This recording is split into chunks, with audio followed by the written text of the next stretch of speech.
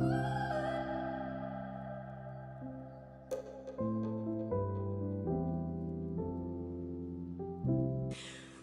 tout le monde, je suis très heureuse de vous retrouver cette semaine pour cette nouvelle vidéo. Comme d'habitude, on va commencer par dire merci aux nouveaux arrivants. Nous avons atteint le chiffre de 200, nous l'avons même dépassé. Nous nous dirigeons donc vers les 300. Quand nous aurons atteint ce chiffre, j'ai très envie de vous offrir un cadeau sur mon compte Instagram. Je vous mettrai le lien en barre d'infos dans cette vidéo. Cette semaine, nous allons parler d'un sujet qui pique un petit peu, il faut le dire. L'argent. Eh bien oui, l'argent a le pouvoir de provoquer des réactions plus ou moins négatives. Mais pourquoi? Je voulais déjà vous faire part de mon expérience. Moi j'ai grandi dans une famille tout à fait simple, tout à fait normale, ni trop riche ni trop pauvre, mais quoi qu'il en soit, j'ai malgré tout grandi avec des personnes qui pensaient que le fait de gagner beaucoup d'argent était une mauvaise chose, que c'était réservé aux personnes malhonnêtes, les voleurs, les personnes hautaines, à une certaine élite. Si on est né dans une famille simple, normale, nous ne sommes pas nés pour avoir de l'argent. Enfin bref, des pensées limitantes qui ne résonnent absolument pas en moi. Et du coup, j'ai essayé de comprendre pourquoi on avait ce type de relation avec l'argent.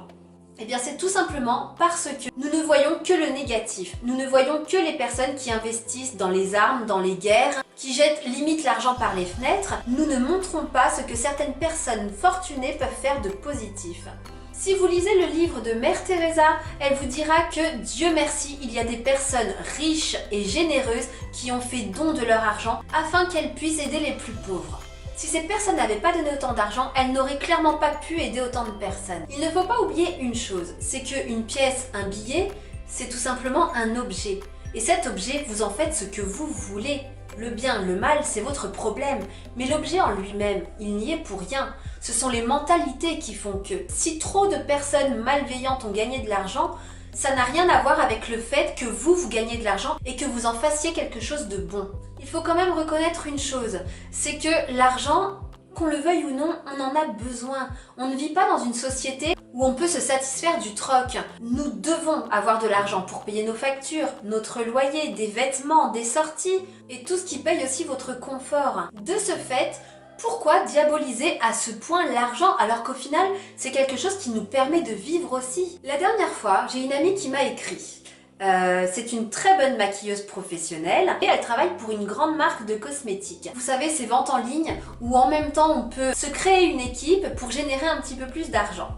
Quoi qu'il en soit, elle avait très envie de faire une capture d'écran de ses gains suite à une très grosse commande, mais elle était mal à l'aise, elle était gênée. Alors elle m'a écrit, elle m'a dit « Sandy, j'aimerais énormément faire ça pour motiver les troupes, mais le seul problème, c'est que j'ai peur qu'ensuite on me voit mal, on me juge, on me critique. » Et là, je me suis dit, mais enfin, comment est-ce qu'on en vient à penser une chose pareille? Cet argent, elle l'a gagné de la façon la plus honorable possible. Elle a travaillé pour l'obtenir.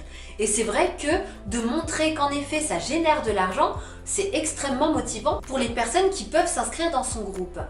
Du coup, on a réussi à dialoguer ensemble et alors elle l'a fait. Résultat, elle a réussi à se créer une petite équipe. Je trouve ça terrible qu'on en vienne à ce point-là, à avoir peur de l'argent et du jugement des autres.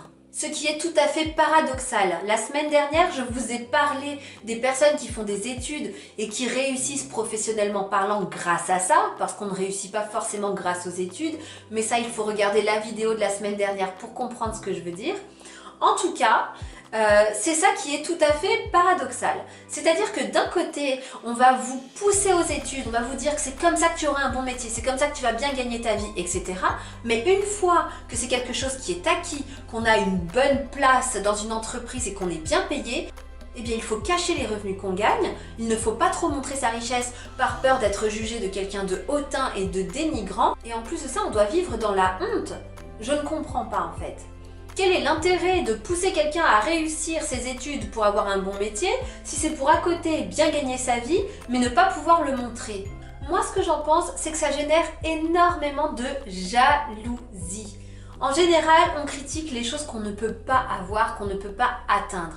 Mais qui vous a dit que vous ne pouviez pas le faire? Ça, ce sont vos pensées limitantes. Pour cela, j'ai quelques clés pour essayer de vous enlever ces idées négatives de la tête. Dans un premier temps, ce que je vous conseille de faire, quand vous faites vos courses par exemple, et que vous voyez un article, quelque chose que vous adoreriez manger mais qui est un petit peu onéreux, surtout ne dites pas cette fameuse phrase « Je ne peux pas me le permettre ». Non, surtout pas. Ça, c'est à proscrire de votre vocabulaire. Surtout ne faites pas ça. Pourquoi? Parce que ce que vous envoyez, ce que vous vibrez, c'est quelque chose d'extrêmement négatif. Et ce qui viendra à vous, c'est le négatif. Ne dit-on pas que l'argent vient à l'argent? Et oui, parce que les gens qui ont de l'argent vibrent argent et attirent encore et toujours de l'argent. Donc moi, ce que je vous conseille de faire dans ces cas-là, c'est ça c'est délicieux, j'en achèterai peut-être la prochaine fois, on verra. Bref, quoi qu'il en soit, vous le reposez, mais vous n'employez surtout pas une phrase négative. Ce que je fais aussi, c'est que je vais me promener dans des quartiers, dans des magasins où je me sens plus abondante financièrement. Des jolis quartiers où il fait bon vivre, où on se sent bien, des magasins où ils vendent des articles que j'adorerais m'offrir. Je regarde un petit peu les prix pour que je sache à quoi m'attendre, mais surtout je ne me dis pas « Oh mon Dieu, mais je pourrais jamais m'offrir ça ». Non, non, non, surtout pas. Je me dis « Ah d'accord, très bien, je sais combien ça coûte, c'est parfait, je saurai pour la fois où j'aurai envie de me l'acheter ». Un autre conseil, c'est de réussir à se satisfaire de ce que l'on a.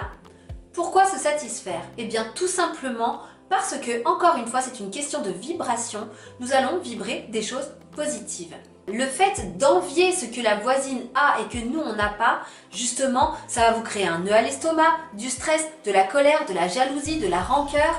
Ça veut dire des sentiments absolument pas positifs. Alors vous allez continuer à attirer des choses négatives. Ce que je vous conseille de faire, c'est de constater ce que vous avez.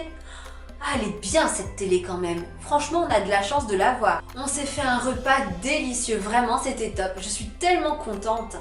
Genre, on en revient à la gratitude. Je vous mets aussi une capture d'écran de la vidéo quelque part par là. Je vous conseille vivement d'aller voir cette vidéo. Mais en tout cas, c'est une chose vraiment très utile. Pourquoi? Parce que le fait de dire « je suis contente d'avoir ça », eh bien vous allez attirer des choses et des choses et des choses que vous serez de nouveau content d'avoir. Donc voilà, c'était des petites astuces pour attirer l'argent à vous et pour arrêter de diaboliser l'argent, arrêter de le voir en négatif. N'oublions pas que l'argent en lui-même n'a rien de mauvais, c'est ce que vous en faites.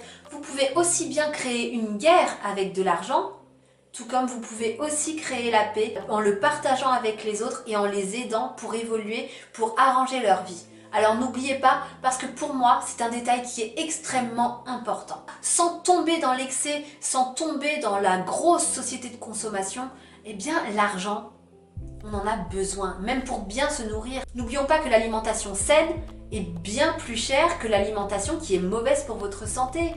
Et je ne vois pas pourquoi on aurait honte d'avoir envie d'argent. Nous sommes tous différents, nous avons tous des envies et des besoins différents.